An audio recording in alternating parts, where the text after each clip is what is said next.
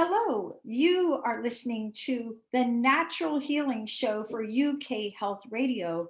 I'm your host, Catherine Carrigan, medical intuitive healer and Amazon #1 bestselling author.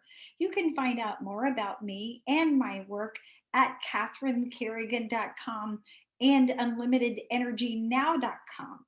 While you're there, definitely sign up for my newsletter so you can learn even more about how you can heal yourself naturally. Now, our guest today is Michelle Dixon.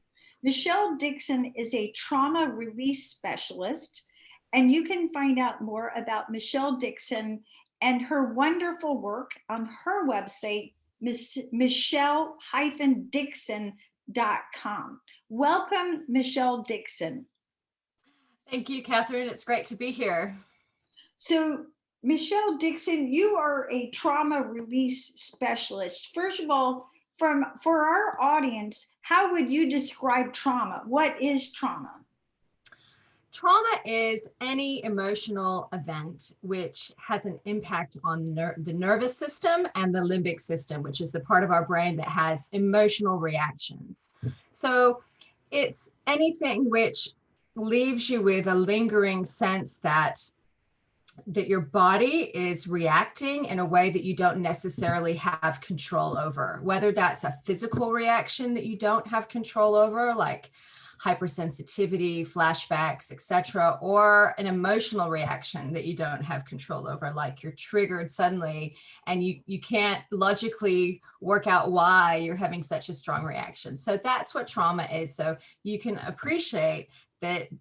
Given that definition, it's quite common. It's not just, these major events like major accidents, major, violence, natural disasters, war, all of that. Yes, that is trauma too, but it also could be something like being bullied as a child, being abandoned or neglected as a child, being harassed in the workplace. So there are all kinds of things that affect our nervous system at that level, at which we don't necessarily have a choice in how we react to things. Great definition. And you gave some examples of kinds of things that trauma could be. So for our audience, can you give us examples of like some big trauma and then also some maybe small things that maybe they wouldn't have thought of as being trauma, but actually can be?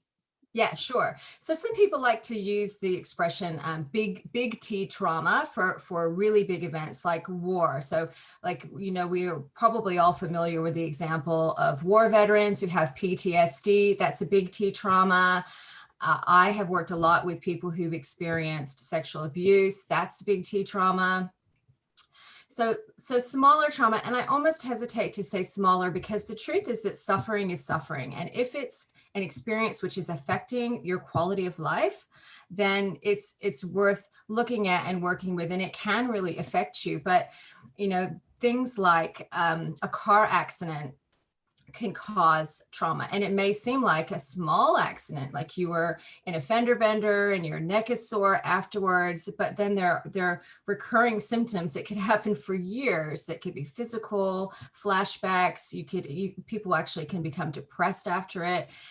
So that's an example of a smaller trauma. Any emotional event, like I think I mentioned before, being bullied or harassed in the workplace,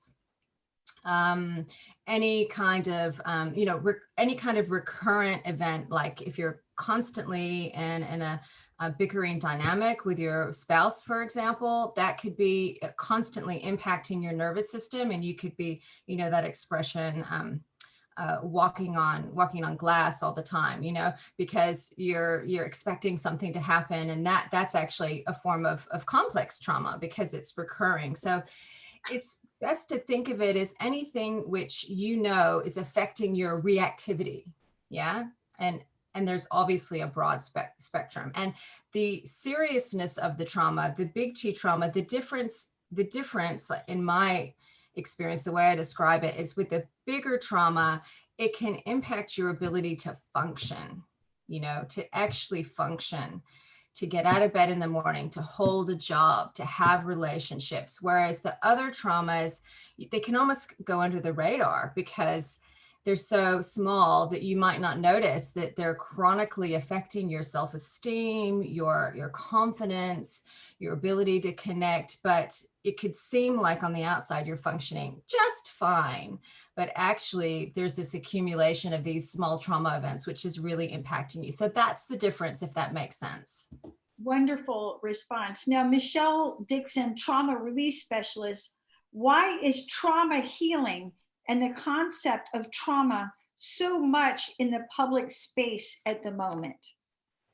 Yeah, that's a great question because probably some of our audience members have noticed that there have been a lot of big trauma conferences. There are, people are talking about it. It's all over social media.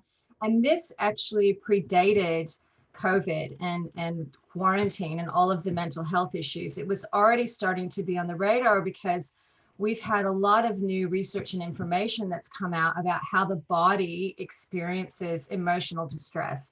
And it all kind of started with Peter Levine, who wrote the book Waking the Tiger, which is about how animals discharge trauma and how humans don't. And that's one of the reasons we get so impacted by it. Also, Stephen Porges talked about the Polyvagal Theory. He did a lot of research. So it's kind of become, the science of it has really put it on the map as, what, trauma really affects the body, the nervous system, the brain, and we need to really start to take this seriously because everyone's impacted by it. And it's pretty exciting because up until this point in time, our understanding of any kind of distress is that it's been a mental issue. And this comes from the history of psychotherapy, from Freud and Jungian theory, and just how common that is, in our world still. Like, if you're not happy, you might just automatically think, I need a psychiatrist, I need a psychologist. So talk therapy has, until the past 10 years, still has been the kind of go-to, therapeutic help that we all seek out. But when all this research came out, we kind of all went, hey, it's not just about what you say. It's not about how your mind is interpreting it. It's also about the body and the system and those processes. So that's really why it's so in the public eye at the moment. And of course, then with COVID and quarantine and all of the mental health fallout from that, it's just people have become more and more aware of it. Now, Michelle Dixon, trauma release specialist, if someone's listening to this interview, they might say, well, what's the difference between trauma and stress? I mean, we all have stress. So what's the difference? Yeah, that's a great question. I mean, you're right. We all have stress. Look, it is to some degree semantic. It is to some degree about what words we use to describe it, because stress can be episodic. It can be, I'm stressed in certain situations. I'm stressed at certain times in my life. If I have a lot on my plate, I get stressed. And that can kind of come and go and not necessarily always leave a lingering effect on the nervous system.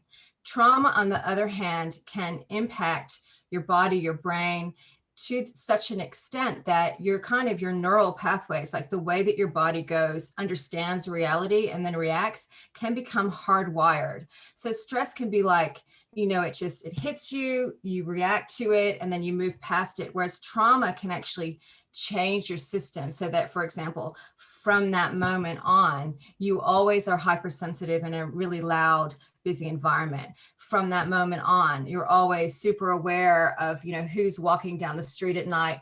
From that moment on, you don't sleep as well as you used to. So that's really the difference. Great explanation. And from my 28 years of experience in natural healing and my work as a medical intuitive healer, one of my favorite expressions is, your body is your biography. Yeah. And in any moment in time, that's why I, as a medical intuitive, can read what's going on with you, because your body is your biography. And we hold this trauma, we hold this stress in our body somewhere. Yeah. And it may be neck pain, it may be back pain, it may be allergies, right? And it's showing up. It shows up at the physical level in our day-to-day experience. So Absolutely. Michelle Dixon, trauma release specialist, what's the difference between trauma and the emotional pain we all experience at one point or another in our lives? Well, I like to think of, emotional pain. I mean, I think it was Buddha who said it, or it's been attributed to Buddha, life is suffering, right? This is like one of the primary tenets of Buddhism. Life is suffering. It's a normal state of affairs as a human that we go from joy to suffering to everything in between. Everything always changes. That's another tenet of Buddhism, right? So suffering is normal and emotional pain is normal. And I like to think of it as, a cloud passing through the sky. There are going to be clear days, there are going to be cloudy days, there's going to be torrential rain sometimes. To me, that normal weather pattern, that's emotional pain. We all experience it. Even those who've never had trauma, who've had perfect lives. No one's had a perfect life, but who've had nourishing childhoods, wonderful family environment, nothing's really, essentially gone wrong. Even those people, there are some of those people, even those people experience that emotional pain at some point, because that's being human. But trauma, on the other hand, that's like a cloud system that moves in and just doesn't leave. And sometimes the sun might poke behind the clouds, but there's still the ginormous clouds. It doesn't go away. It's embedded in your nervous system. It becomes wound up in your response to life. It's not something you can just like take a deep breath and it moves on and you let go of it. Yes. And one of the things we know for a fact is that trauma can rewire your brain, rewire your nervous system, and change your brain chemistry permanently. It Yeah. can. Absolutely. And what I find as a medical intuitive, so many people are stuck in the sympathetic nervous system. So let me back up and explain. You have a nervous system. It's got two parts: the sympathetic nervous system, which responds to stress, and the parasympathetic nervous system, which allows you to relax. Now, every nerve in the sympathetic nervous system, I believe, is connected to 20 other neurons, whereas in the parasympathetic nervous system, it's only 1 in 5. So as human beings, we are literally hardwired to thrive, to survive, not to relax. Yeah. And so that's why, you may know you've had a trauma, you may know you've had a stress, but you have to make an effort to unwind that. And, the number of health problems that come from trauma is just, too numerous for us to even talk about in this interview. It was interesting because last week, I did a medical intuitive reading for a lady, and she said, I've literally gone to every doctor there is. And she had chronic pain in her heart area and could not figure it out. Nobody could tell her what was wrong. All the medical tests shows that she's normal. And one of the things that I said to her, I said, you are stuck in your sympathetic nervous system. So when you're stuck in the sympathetic nervous system, at the organism level, you're stuck in the stress, you're stuck in the trauma. And even if intellectually you think, gosh, I should chill out, you literally are not able to do that. So you're just stuck in the moment of that trauma. And it's basically frozen your nervous system in this very unfortunate state where you're constantly pumping out stress hormones, which break down your brain chemistry, your hair, your bones, and all these other important things. Yeah.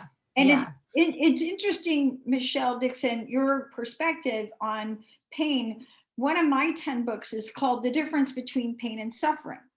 And I lived my whole life by prayer and guidance. And one day I got the guidance. I needed to write a little article about what's the difference between pain and suffering.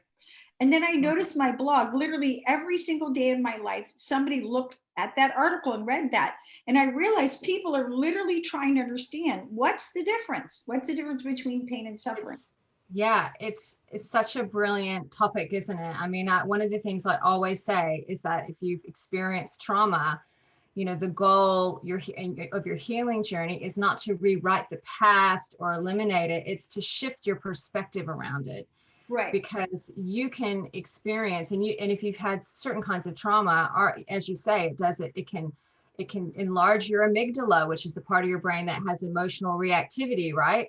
It changes your nervous system. The physical consequences are permanent, but how you relate to them and how you work with them can shift so dramatically that you can be aware that there's some reaction. You can be aware of some degree of emotional fluctuation, but you can be at peace.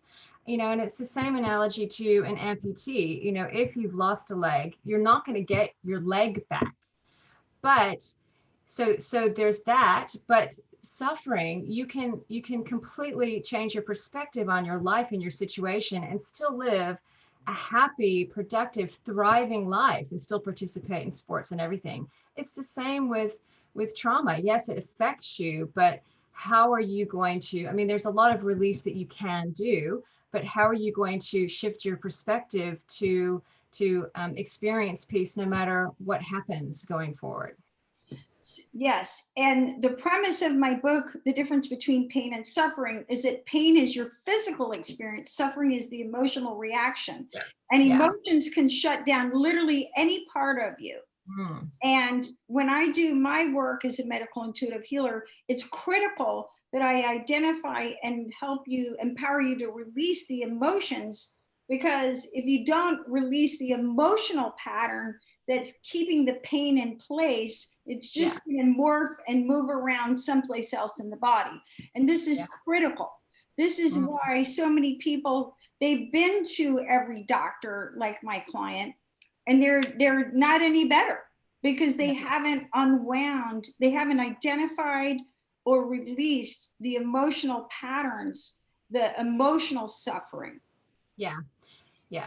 Now, and one thing that people often don't understand, because it's not kind of out there in the public space, is how emotions really tangibly affect your physicality, your physical body. So in the experience, in the example you gave of the client with the pain around the heart, like we know from scientific research that people will experience universally, regardless of your country of origin, your religious belief, etc. People will experience emotions in the same body parts universally. And so often, the heart area is where we hold grief, it's where we hold sadness, emotional pain. And what does that actually mean? Well, I like to give the example of a palliative care nurse I heard speak at a conference once. She worked with people who were in their last stages of life, passing over. And she said, grief for the family members, grief is like a sharp intake of breath that you hold and you never let go of because of the shock of it, right? You're like, and you hold it and you never let go of. That's a very common response. How we breathe is really affected by our emotional experience of pain, for example. And what does that mean physically? Well, when you do that, you're breathing shallowly. So first of all, you're not getting enough oxygen. And we know oxygen is what detoxes the whole system. Like we need to have that oxygen in our body. So if you're not breathing deeply, you're not getting enough oxygen. So there you go. That affects your immune system immediately. And the other thing that happens with the breath is that when you're holding your breath and you're breathing shallow, you're actually constricting your chest area. And we have fascia, which is a soft tissue all over our entire body. And like fascia is like if you were to put a dress on a coat hanger and hang it in the closet, that's what fascia is. And then if you imagine that you bunched a little bit of that dress, you would see that the wrinkles that creates can impact the whole rest of that material, right? So that's what happens when you constrict or hold any part of your physical body. It has a referring effect anywhere in your body. It could be anywhere, right? And that constriction over time is very likely to create some kind of pain. So even if someone says, I have pain in my knee, well, the origin of that might be an emotion that's experienced through constriction somewhere else in your body, and then that's referring down to your knee. So I like to give that example because I think makes it so concrete for people. When people say emotions affect your physical experience, this is why. This is one reason why. There are other reasons. That's a great explanation, Michelle Dixon. And, I talk about what's called the Tensegrity Principle, which is, again, this idea, this concept that with the fascia, the connective tissue, every cell, it's the only system in the body where every cell is literally connected to every other cell in the body. So as you said, you may hurt your ear and you feel it in your knee. So that's right. Now, Michelle Dixon, those of us in natural healing, we talk about our light body and our pain body. From your experience as a trauma release specialist, what is the pain body and how can it disrupt our lives and cause us so much unhappiness? The pain body, excuse me, the pain body is that part of our physical body system, which is holding on to a past trauma and acting out those reactions unconsciously. So, for example, it's that part of your nervous system that remembers that you were in a car accident. So you're driving along and suddenly you feel panicked. Now, your system, your pain body is reading your environment and going, oh, okay, green light, car coming this way. I remember that this caused a big car accident last time. I'm going to start breathing faster. I need to send blood to my extremities so that I can run from danger. That's your pain body reacting. Your prefrontal cortex, your logical reasoning mind might be going like, what's going on here?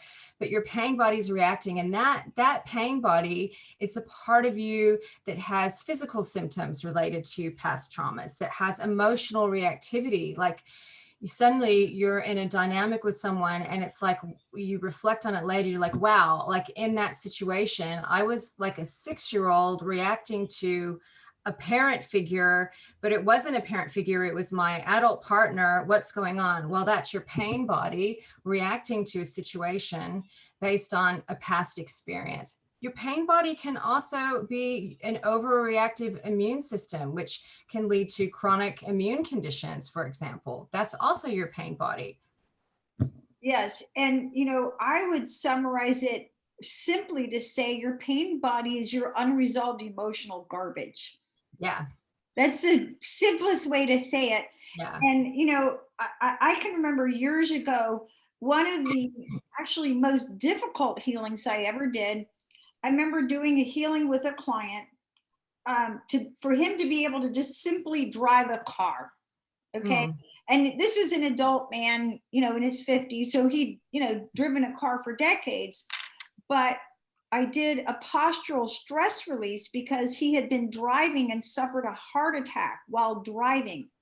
And whenever his body got in the position that he was in when he was driving, he had a physiological memory of having a heart attack driving a car. And that's a really good example of how trauma can affect us, because even if you don't consciously remember, oh yeah, I was holding my arm like this, or, I was sitting or staying in a certain position, or it was cold or hot, or there was this smell in the air. There's all kinds of things that your physical body remembers about where you were and what you were experiencing when you had trauma, that when you re-experience those triggers, the triggers can pull up the experience of trauma. Yeah. And unfortunately, sometimes some people can find that their lives are being run by their pain body, that it's like, I like to say, who's driving the bus? Is it your pain body, or is it your, what you said, your light body, your higher self? Like sometimes people can become, have so many reactions and become, unconscious about them. And then their whole lives are being driven by that part of themselves that experience pain. And that's one thing that can really lead to living in victim consciousness, living from a place of, that inability or that disbelief that anything good can ever happen to you and things are always happening to you and you're always a victim. It can come from this chronic living in this pain body, and it can lead to, chronic negative thinking, you know, and constant complaints. And I'm sure that we all have examples of people in our lives and we know this. And I just always like to extend some compassion because sometimes there is so much pain. It can be difficult to get out of that pain body. It can feel like it's just larger than any other part of you, you know? Well, the reason that I wrote my book, The Difference Between Pain and Suffering, was because, and basically that book, The Difference Between Pain and Suffering, is a summary of how I, as a medical intuitive healer, help people get out of pain by working through the physical, energetic, emotional, mental, and spiritual. And the reason that I wrote that book, Michelle Dixon, is that in the United States, the leading cause of death before COVID was actually drug overdose. Really? Drug overdose for Americans 50 years old and younger. And so there's so many of us who have experienced trauma and are suffering, but we don't know how to get out of it other than taking drugs. And it's part of why we here at the Natural Healing Show for UK Health Radio like to talk to people like you to talk about, well, how do we heal this? And we really have to take OxyContin and get addicted and then, you know, get on heroin and have it destroy our brain chemistry and then end up dying from all the side effects. It's just, you know, why not release some of the trauma? Why not, you know, work on some of this a little bit at a time and, you know, just a piece by piece in a safe way. Yeah.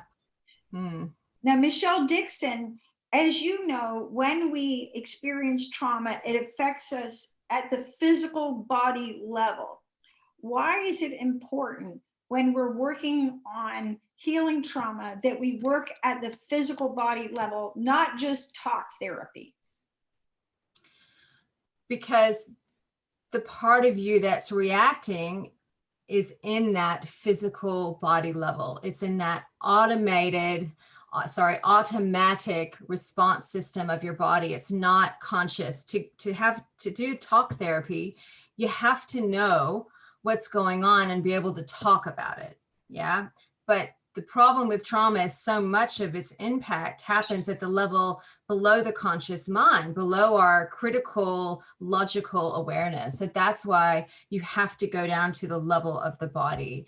And, you know, unfortunately, we live in a culture which is, I call it a pill for a pain culture. We're just trained that if there's pain, there's a pill. Like if there's pain, there's a solution.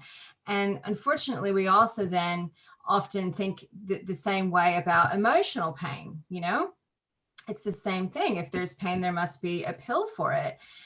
But when it comes to working with and releasing that held trauma from your body, you have to be able to be present with the body and not just numb it, not just avoid it, not just, you know, check out, but actually learn to work with those physical symptoms and become aware of them and really feel into them.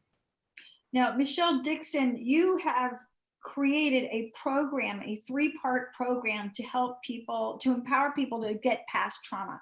Can you explain for our audience, what is your program and what are the 3 parts that we need, 3 steps we need to go through to heal trauma? Yeah, I created this program, which is called Feel Better Now, because when I work with my clients, essentially, I always, and I know that you work the same way, Catherine, but I always like to empower them to have things to do in their own time, to have practices, to have processes, to do things to help them become more self-aware, because the reality is that you can see someone once a week, but you have, like, I think I worked it out, like 165 extra hours in the week that you're alone with yourself during waking hours, compared to the hour or two where you see a practitioner or a therapist. And this time really is important. It's so hugely important. And so with my clients, I've always empowered them with certain skills and tools and processes and practices to release trauma, to feel better, to come into their peace, to shift from suffering to thriving. And the way that I work with my clients and the way that I've worked through my own personal experience of emotional pain and trauma is beginning with releasing from the body. And a lot of this you can do in your own time, releasing that weight of suffering from your tissues, your muscles, your cellular memory. So the first part is always releasing that, working with the physical body. And then, of course, we have the mind. We can't ignore the mind because it's really powerful. And one thing that happens is that we have a physical symptom, and then our mind goes, I'm going to make a story about this, and I'm going to create a belief around this. So we have a physical symptom, and then our mind goes, oh, I really must be not worthy. I really must be not deserving. And so we have to work with the body. But then step two is we need to rewire the mind for what I call a growth mindset, right? Away from the I can't, and towards the I can, I will, I am. Yeah. But then the third part of that, and these are the parts of my program. So release from the body, rewire the mind, is realign with wholeness, because no real healing program, and I know that you know this as well because you do this as well, but no healing program is complete without that remembering, realigning with the part of you that's whole and perfect and at peace. Yeah.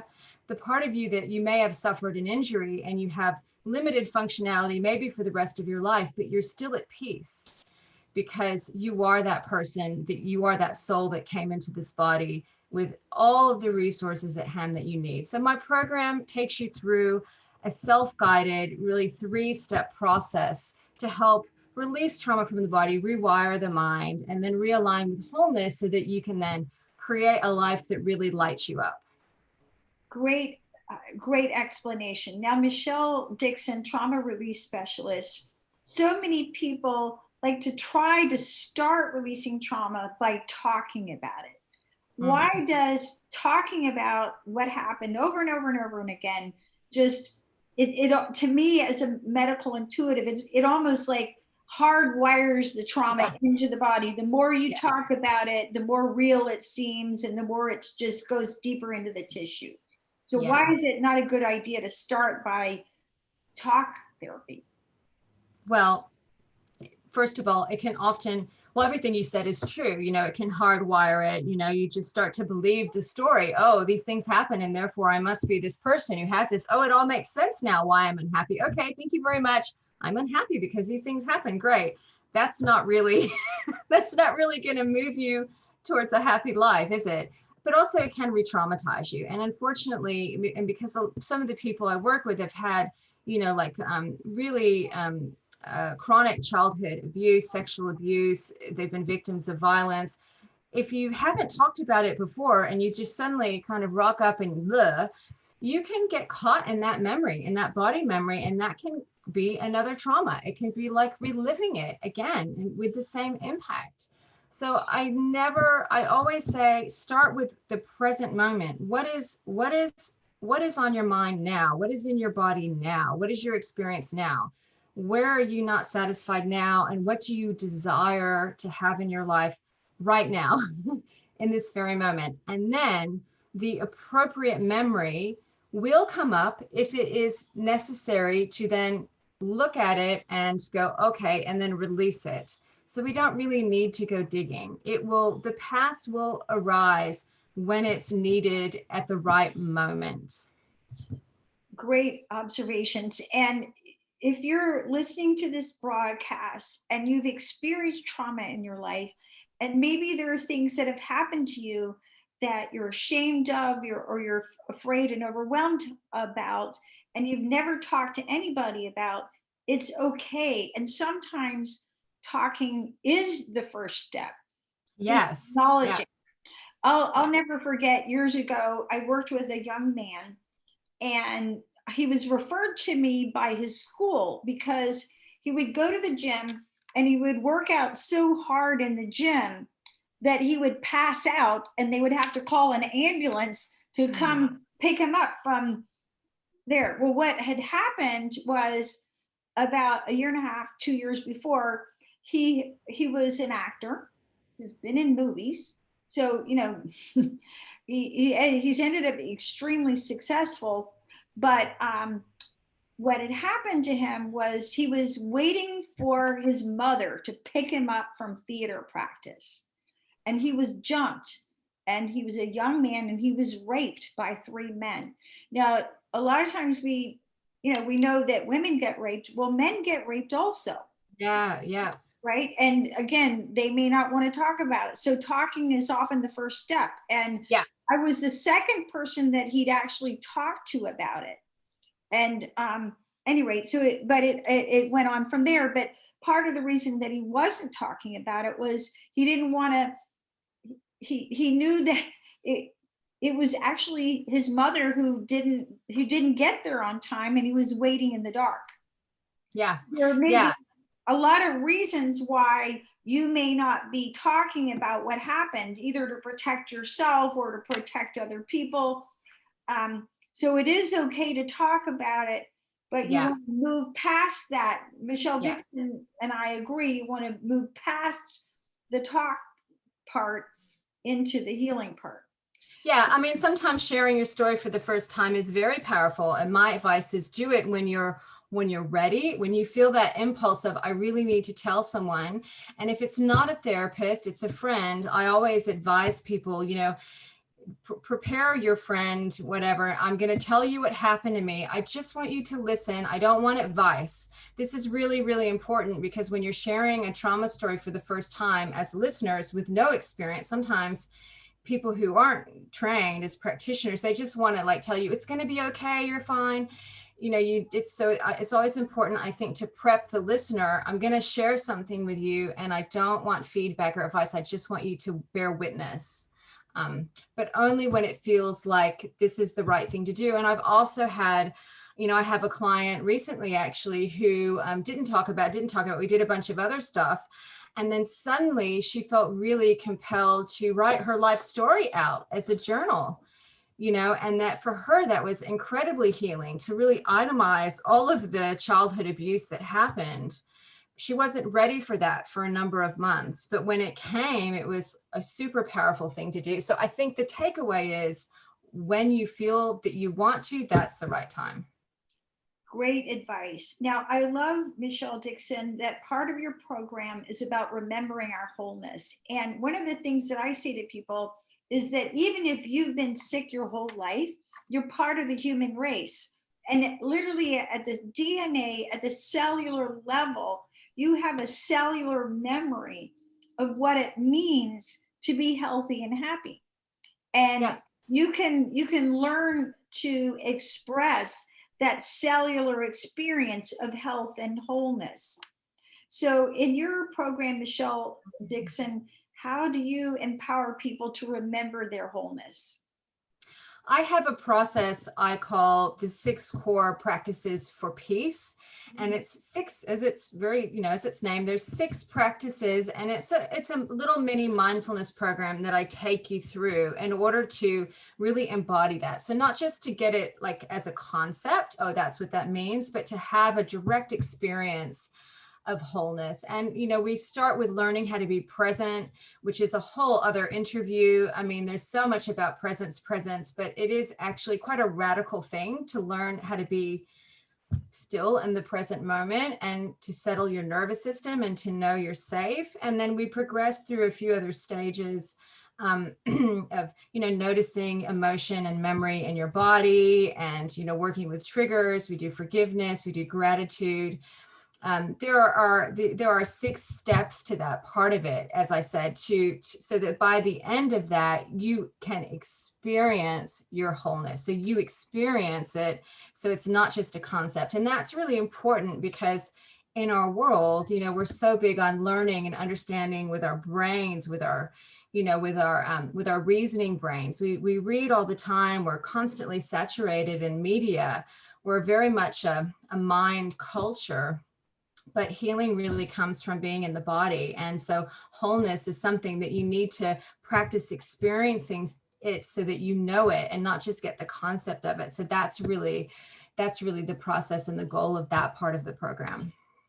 Now, let's go back to our listener, because you may be listening to Michelle Dixon and I talk about trauma, and you may be thinking about yourself and things that have happened to you that may feel completely overwhelming.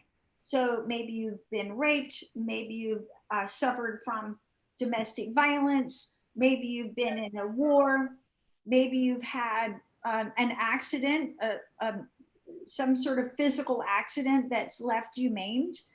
And it can feel overwhelming when you look at the enormity of your suffering and all the different steps that may be required for you to get well. So, Michelle Dixon, what is your message of hope for our listeners who are struggling to feel better? Is it really possible to overcome trauma? And how long does it take? It's really possible to live a life where your dominant experience is one of being at peace.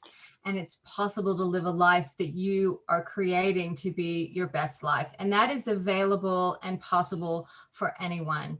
Yes, it may be the case that certain traumas can have consequences for you for the rest of your life, but you can still be happy. You can still be at peace. You can still love your life. And the message I really want to leave people with is this idea that you actually have everything you need to heal and feel better and to really expand in your experience of peace and gratitude. You have everything you need. As Catherine said, you were born with this template for wholeness. And if you were to even just go and sit in nature, barefoot if possible, feet on the earth, and just notice the beauty of the natural world around you and just be really, really present with yourself and notice that you're safe and notice, the natural environment and how it's all supporting you, then you can start to feel into what the next step is. Because when we're on a healing journey, it's only ever the next step. We can't see the whole big picture. We can't predict what we're going to do 5 years from now or how it's going to look like when we get rid of this symptom. But we can really feel into the next step. And to the extent that we're all intuitive creatures and we all have access to a greater, higher knowing, it's always about feeling into your perfect next step, remembering that you have everything you need and you have guidance that's there and ready to help you when you start to listen and really hear it. And the next step for you might be, oh, I feel like going to a dance class and moving my body. Or the next step for you might be, oh, I'm gonna ring Catherine and make a session, or I'm gonna go see a body worker, or I'm gonna, check out Michelle's program. Or the next step for you might be, I really feel like singing. It's incredible what can heal you and what can take you on that next step when you take the time to really listen. I even know an incredible man who just suddenly started painting and went from really a dire prognosis for MS to being symptom free. And that's maybe not everyone's experience, but my point is that it's really incredible how when you begin to sit with yourself and you start to listen, you will get the next step that will begin to unravel that pain for you. That's a very powerful message, Michelle Dixon. And one thing that I want to say, that if you're listening to this program, you may even feel afraid even to begin to unwind. And I think that's a very common feeling. Like, yes. This feels so big, I'm even afraid to look at it. And one of the things that I want to say to our audience from my 28 years of experience, nothing ever presents itself unless you're ready to handle it. That's right. And yeah, Michelle agrees. And what I find with my clients who are working on healing from trauma is that it's almost as if at the soul level, you have to develop some inner resources before you even have the strength to begin to look at what happened. Yeah. And so just know that the universe is a friendly place. We're surrounded by unconditional love, and that it's not these memories are not going to come until you're ready to handle them. And if they are coming up, it's your soul speaking to you saying you are ready. Absolutely. Absolutely. It's this concept called titration. Titrate comes from chemistry. You don't want to pour the thing into the thing and create this huge explosion in the lab straight away. You just want to do it drop by drop. There's no reason to dive into the deep end. Going on a healing journey isn't like, all right, I'm going to look at all my childhood trauma. I'm going to start from A and I'm going to go to Z and here I go. That's not what it is. It's just a little bit at a time. Just work with what's present for you now, what's coming up for you now, what you're struggling with right now, and then the next step will appear, and the next step will appear. And I understand that it can feel really heavy and overwhelming when you have emotional pain that you want to work with. And actually, that's why I've tried to make my program really fun and lighthearted. There are fun exercises like movement practices and breathing practices and journaling practices. Like, it doesn't always, I mean, yes, there is going to be pain because there's always going to be pain anyway in life, but a healing journey can also have parts of it which are fun and parts of it which are inspiring, because the revelations that you can get, the realizations that you have, the insight into yourself can be really profound. So it's not always just heavy. It is also all the things. It's all the things. Yes. And as you unwind some of this trauma, you're going to notice that you feel calmer, you feel lighter, you feel more at peace. It's easier for you to, live your life and do your day-to-day functions. So, Michelle Dixon, trauma release specialist, any final thoughts for our audience? Well, thank you for watching, and please do reach out if you have any questions. I think all my details are below. You can, I have a free guide you can grab called the six-step roadmap to holistic healing and trauma release, which is my, 6-step process. The first 3 parts of the process are all spelled out for you in the guide. It's also a guide to common trauma symptoms and what's actually happening in the body so that you can understand it. And that's free on my website. And when you grab that guide, you also get a discount off of my program. So it's worth grabbing. Wonderful information. And for our audience, one of the things that's really helpful for releasing trauma is actually breath work, because it allows you to move the energy without going into your story. And since COVID, I've given away my book, The Little Book of Breathwork, for free to people in 17 different countries. And you can just email me, Catherine at catherinecarrigan.com, and I'll send you a free copy of the ebook. You've been listening to the Natural Healing Show for UK Health Radio. I'm your host, Catherine Carrigan, medical intuitive healer, Amazon #1 bestselling author. You can find out more about me and my work at catherinecarrigan.com and unlimitedenergynow.com. While you're there, definitely sign up for my newsletter so you can learn even more about how you can heal yourself naturally. Our guest today has been trauma release specialist Michelle Dixon. You can find out more about Michelle Dixon and her wonderful work on her website, michelle-dixon.com. Thank you so much for listening. And remember, if you have experienced trauma in your life, you can heal from it and feel better naturally. Thank you so much for listening, and we'll see you next time.